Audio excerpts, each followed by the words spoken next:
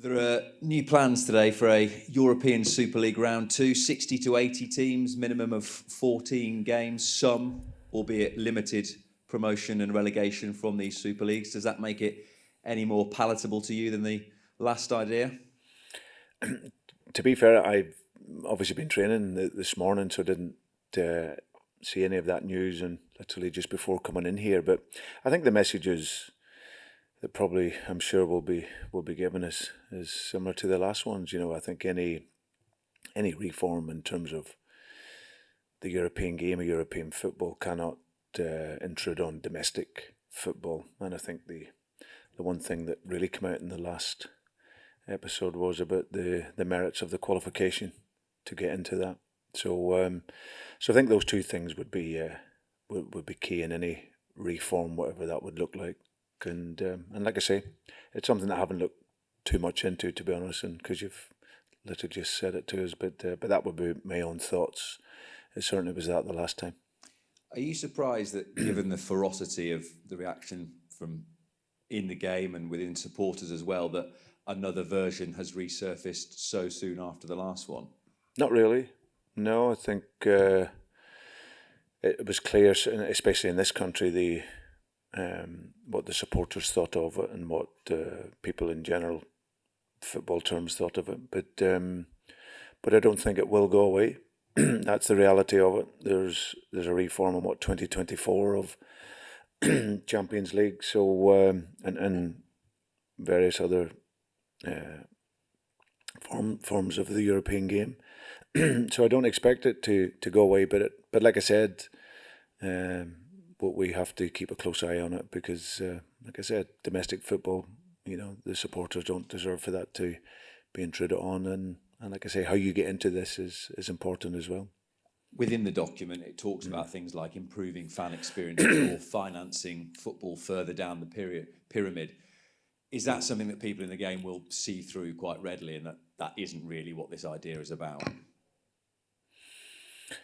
Well, I think there's probably talking about the purpose of it, but ultimately it's the financial side of the game which will allow teams to grow from. So I think that's the reality of it. But like I say, there's such a long way to go on it, and I haven't seen or heard or read too much into it. So I need to look at it and get more clarity around what the aspects are. I wanted to ask you about Caglar Söyüncü. It's been a devastating week for the people of Turkey and just how he is. I know he's been helping in local efforts to send aid across to the country, but it must be an incredibly difficult time for him. Yeah, it's been awful for him. He speaking to him a number of times this week and look at some of the images that he's shown me as well. It's been devastating for him. Thankfully for him, he's had no close family or relatives there, but you know, as being from Turkey and understanding the grief that has gone on back home, of course, it's made an impact on him. So, but he's coping the best we could possibly hope for. I think he knows that everyone here at Leicester and in the country has that support, and he's obviously from a personal level looking to do everything he can to try and comfort some of those friends and that back home.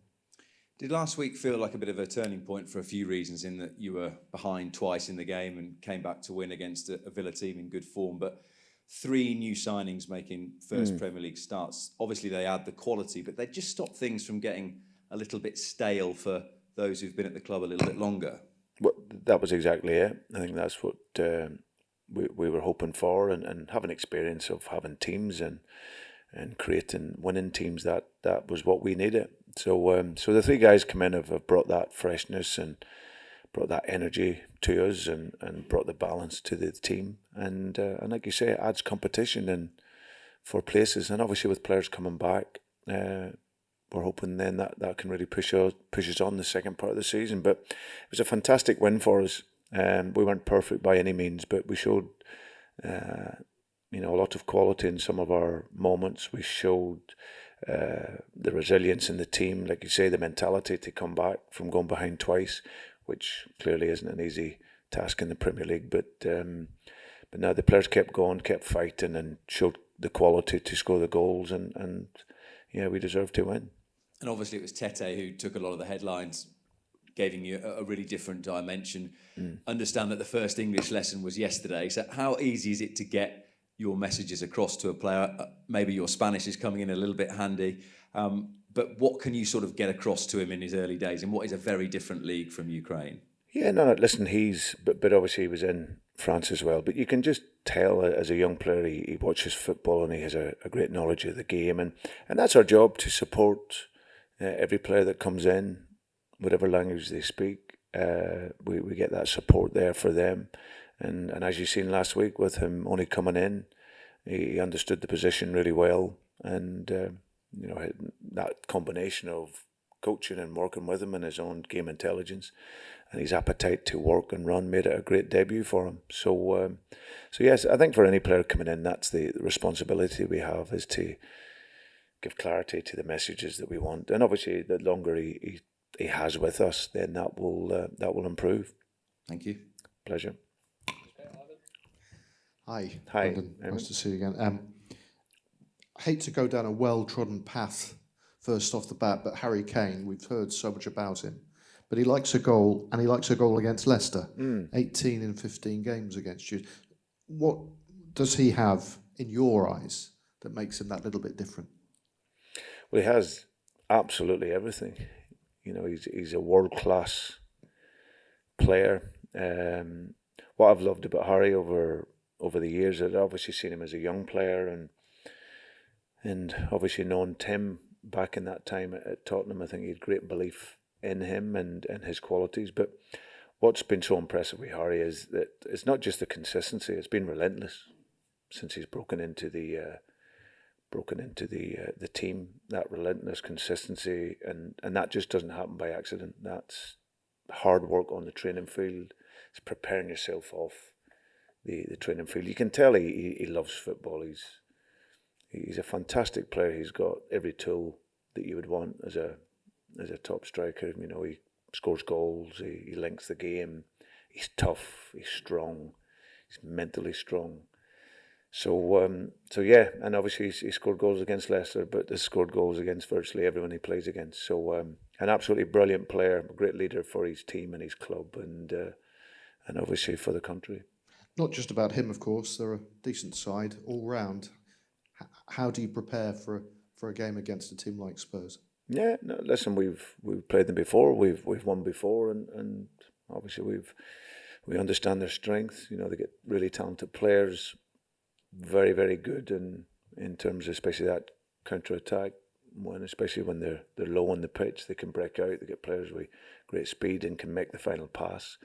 So when you play against the top teams like themselves, are up challenging for Champions League, then your concentration is very important. But we showed in the game earlier in the season, I think for 70 minutes we were well in the game, showed a wee bit of naivety to open up, and when you open up against top players, they really exploited that, Son in particular. So, but we had enough encouragement in the game earlier in the season to show that we could play well, we could manage the pressure, and we could score goals. And with a home crowd behind us, which will be important, then we look to put in a really competitive performance. First glance at the next three fixtures, and starting with Spurs, quite a fearsome prospect, but equally it's a great opportunity, isn't it, for you in the next three games? Yeah.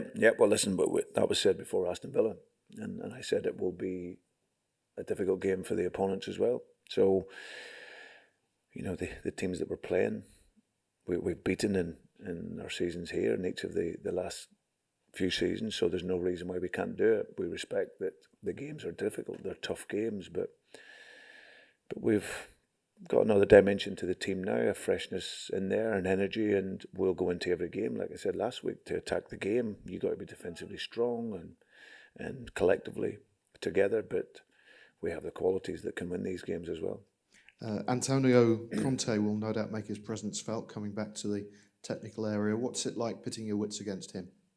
Yeah, no, Antonio's a first-class manager, and he's shown that, and he's done a fantastic job there at Spurs. So hopefully he's feeling better after his operation, and he can get back, because every manager wants to be out on the touchline. But now he's done a fantastic job there, and it'd be good to see him again. Thank you. Pleasure.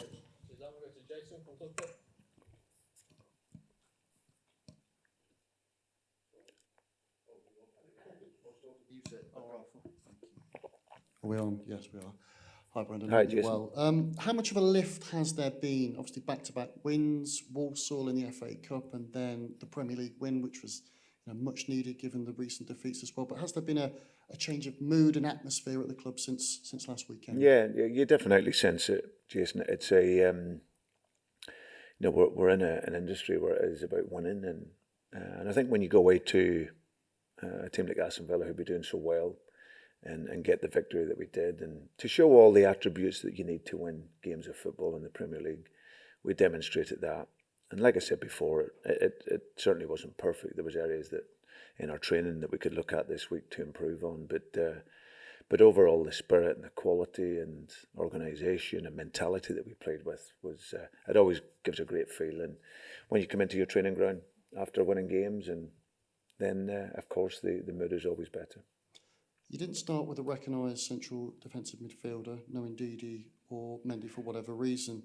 Is that something you're going to have to look at maybe going forward, striking the right balance against maybe different teams that you come up against? Yeah, most definitely. I think that the one thing I would say is you need to be able to win the ball in the midfield, but you also need to be able to keep the ball in midfield. That's key. But between the strength of any of my midfields has always, rather than being one player, it's been the three players that have either played in there. So it's one where they look after each other, and whatever that balance is, of course, you need to be able to win the ball back. But that will also come from the top of the field, and that's a collective effort for everyone to defend. Firstly, you have to have that pressure high up the pitch, and then support it in behind that. And yeah, it's not a necessity to have one there that can solely win the ball, but it's the responsibility of whoever plays in there that you've got to be able to get the ball back for sure. Kelechi Iheanacho amongst the goals recently, including in the Premier League last Saturday. You may have been reluctant to start him in games given the personnel that you've had available to you this season. Do you believe you've got the right personnel available to you for him to flourish in that striker role now? Yeah, but I think you see last week when you have the profiles that you want, then the effect that then his talents bring in the game. He scored a goal, he created two, especially the pass to Tete, which was perfect way to pass, but he does that because he drops in deep. But when you have, that's his natural instinct. He will run in behind, but he's a fantastic link player. But in order to do that, you need people then to run beyond him. So his qualities there, we now have the guys in the roles that can do that. And I thought he was excellent last week, and he's been very good in training also. Final one from me. I know you touched upon it just a moment ago, the game earlier in the season down at Tottenham. What are the key differences in how you're preparing for this game than maybe previously and what you experienced going down there before? Well, I think just making sure that your rest and defence is organised and in the right positions. That was the big learning from that, because like I say, we gave away 2 goals from set pieces, and at that point in time we were suffering, and from that we in the main we've been good in that aspect. But like I say, against a team like Tottenham, that are very good when they break out of the field from low down, you have to make sure that your pitch is closed behind that, so you delay the counter attack, and even better, win it from those positions. So that was a big learning. The last 20 minutes, we wanted to. I think on the pitch you have a feeling that you've been playing well and you want to go after the game, but you always have to be really careful when you're playing against Tottenham in that aspect. So that was the big learning from that game. I think otherwise we scored goals, we created other opportunities to score, and if we can have a similar performance, close the game, then we've get every chance to get a result. Thank you. Thank you, Johnny. Hi, Brendan. Hi, Charlie. Hope you're well. I remember earlier on in the season when it just felt like you needed a win and a few players back, and you'd be off to the races, and you went into the World Cup break in really good form. Just wonder whether or not we're seeing history repeat itself, and how significant that win could have been last weekend, and how it feels like you could then kick on again. Well, that's the nature of the Premier League. You have to show the consistency to do that. Really good winning performance last week. great atmosphere by the supporters. You know, they enjoyed it. Now we've got to take that consistency into the next game. And no matter how tough it is, no matter the opponent, is taking that mentality and bringing that consistency to it. So yeah, that's a challenge over these through to the next international break. But certainly the confidence from that game, that we definitely take that into the training, and that's what I've seen this week. And then we can hopefully take that there into your games. On Harry Kane getting the goal scoring record at Spurs recently, now that he's chased that target for a little bit, now that he's attained it and got there, doesn't change the way that you approach him. But I just wonder whether or not it makes him any more or less dangerous now that he's reached his goal. No, listen, I think working with players of that level and mentality before, I think that they always look to the next challenge. You know, for Harry, I'm sure it's 208 goals. Wayne Rooney will be the next target, and then after that it'll be Alan Shearer, and then in between times it'll be being the highest goal scorer for England. So I just think that's his makeup. He always wants to achieve. You know, he's ambitious. He wants to achieve, and so for me it's another box he's ticked, I'm sure, and he'll look to the next targets ahead. And just seeing the difference, just finally for me, that those signings have made in January, and of course you'll want to add more and further in the summertime. I wonder how much you're relishing the challenge of maybe overseeing your own rebuild here over the summer. Not many managers get to do it. You think of your Fergusons and your Klopps and Guardiolas probably as the only names in English football, and Wenger, of course, in the last couple of decades, who've been able to oversee their own rebuilds. Your longevity here at Leicester is now going to hopefully allow you to do the same thing, and how much do you relish that? Well, hopefully that would be great, getting the chance to do that. I think when I came into here, there was already an established some really good players. We've obviously lost players over my time here, important players, but now it just feels that natural progression of the team again to come. I think there's currently players here that are very, very good players that have the chance to continue to develop, but naturally, because of the situation that we're in with players out of contract over this next 18 months, then there's going to be changes within the squad. And of course, I would love to be able to be in charge to see that through, and that's excitement that I take at this moment, and that freshness that you get as a manager. You know, you're bringing in new players, and with a new hunger. They will improve the ones that you have, and then they'll strive to achieve themselves. So yeah, hopefully my time here, I've shown that with that there, we can have a level of success for a club our size, and I'd love that chance to continue with that. Appreciate your time. Wish you well. Thank you. Cheers. Hi, Brendan. Hope Hi, you're okay. yeah. I wondered if I could start with some injuries, if that's all right. I know you mentioned Bouba Soumaré and Johnny Evans might be coming back into training this week. How are they doing? Yeah, Bouba is looked very good. He probably won't be ready for the weekend, so I think it's going to be Manchester United for him. But he's back earlier than was anticipated. He's about 5.5 weeks. I think at the time he mentioned about 8 for someone of that injury. But yeah, he needs to build up a little bit more fitness. He's looked really good in a couple of sessions he's had. He'll continue with that, and then yeah, by the time we get to Manchester United, I think he'll be in a good place. Johnny, yeah, he's worked well. Just a couple of little niggles from him coming back. Haven't been out for so long, so we'll assess how he is tomorrow. Ricardo as well, you said, might be able to play an under-23s game this week. Has he been able to? Has that game happened? Yeah, he's looked great, so he'll come into the squad, which is great news for us. Yeah, he played 70 minutes in the game yesterday. On Tuesday it was, and him and Ryan Bertrand played in that. So that was great news for us. Those two have been out for a long, long time, but both did very well, got through the game. Ricardo's probably a little bit further down the line than Ryan, but yeah, he'll now come into the squad, which is fantastic news for us. With Wilfred Ndidi as well, you said last week that he had a bit of a personal issue. Has he been able to rejoin the squad now? Yeah, he's back in training, and hopefully should be fine for the weekend. Good stuff. I'm interested, Brendan, in your kind of midfield alchemy. I know you mentioned earlier about the holding midfielder, and you do switch between sometimes a 4-3-3 and a 4-2-3-1. I wonder what you look at and what you require from your 2 6s, your 10, 8s, how you want your midfield makeup to look, and the messages you deliver to the players about what you want from those positions. Well, in midfield, there's always a bit of balance. I always think you need someone who can. All players have to be competitive in there, but certainly some players will win the ball better than others. But you always need certainly at least one of them controlling the game from behind.